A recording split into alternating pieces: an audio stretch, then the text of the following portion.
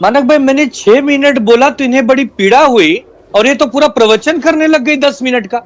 ये ऐसे नहीं चलेगा मानक भाई। इस इतने बड़े चैनल पर बैठकर अगर कोई झूठ बोले, हमने कब मुस्लिम आरक्षण के लिए कोर्ट में अर्जी लगाई, जरा एक याचिका दिखाइए तो।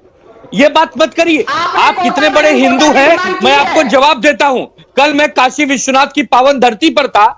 ज्ञानवापी मस्जिद के बगल में जो गेट नंबर 4 का दरवाजा है वो बंद करके काशी विश्वनाथ मंदिर के सुरक्षा कर्मी प्रशासक भाग गए। डबल इंजन की सरकार है। करोड़ों हिंदुओं के आस्था का जो विषय महाशिवरात्रि, कल शिवरात्रि थी और पावन पर्व चल रहा है सावन का, लोग दर्शनों के लिए भटकते रहे काशी विश्वनाथ में। आप कैसे हिंदूवादी हैं? आप नकली हिंदूवादी हैं। जब बार बार हम आपको नकली हिंदूवादी कहते हैं तब आपको तकलीफ होती है। इसके लिए आप जानबूझकर हमें उल्टा कहते हैं। हमने आपको छोड़ा है, हमने हिंदुत्व नहीं छोड़ा है। बीजेपी मतलब पूरे जगत का हिंदू नहीं है। आनंद दुबे, मैंने कहा था मैं फैक्ट चेक कर दूंगा। दरअसल 5% मुस्लिम आरक्षण की जो मांग है वो तो एनसीपी कांग्रेस के नेता करते ही रहे, और शायद आप ही की सरकार थी ना जब उद्धव ठाकरे मुख्यमंत्री थे, तब 5% मुस्लिम आरक्षण के लिए कानून लाया गया था या नहीं लाया गया था? नहीं, मेरी बात सुनिए। पकड़ा गया लाइव टीवी पर। नहीं, कोई झूठ नहीं है। आप कितना प्रोपेगेंडा फैलाएंगी संजू जी? आप क्या चाहती हैं? आप क्या चाहती हैं? आप हमको हिंदू विरोधी बनकर राजनीति करना चाहती है, हिंदू विरोधी बनाना चाहती है? हमने कौन सा ऐसा हिंदू के खिलाफ काम कर दिया? अरे हमें मौका दूंगा एक एक करके, वन बाय वन, ऐसे कोई नहीं समझ पाएगा। एक मिनट मानक भाई, हमें मुसलमानों ने वोट क्या दे दिया?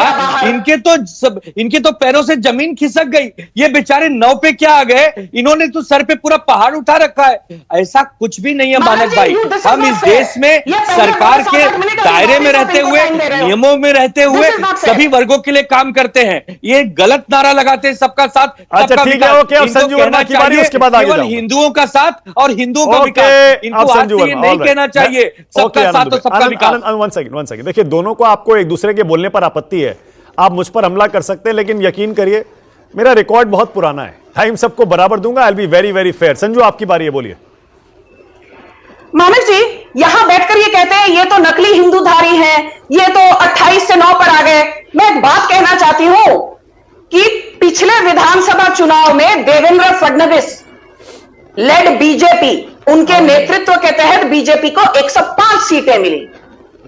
शरद पवार के गुट को भी लगभग 54-55 सीटें मिली और लगभग 56 सीटें। अभी चुप बैठो, शांत बैठो। मानक जी, मैंने इनको नहीं टोका, प्लीज मॉडरेट द डिबेट।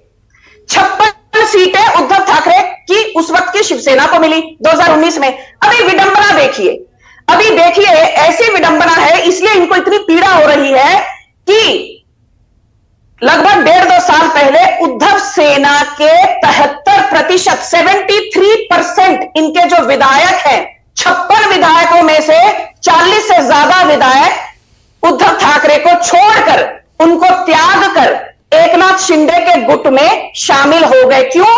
क्योंकि उन्होंने कहा उद्धव ठाकरे को अपनी पार्टी की चिंता नहीं है, उनको सिर्फ एक आदमी से मोह है, वो है अपने बेटे आदित्य ठाकरे से। फिर प्रधानमंत्री नरेंद्र मोदी जी ने भी कुछ महीने कहा था शरद पवार की पार्टी क्यों टूटी? शरद पवार को अपनी पार्टी से कोई लेना देना नहीं है, उनको एक ही व्यक्ति से मोह है, वो है उनकी बिटिया सुप्रिया सुले से। All right.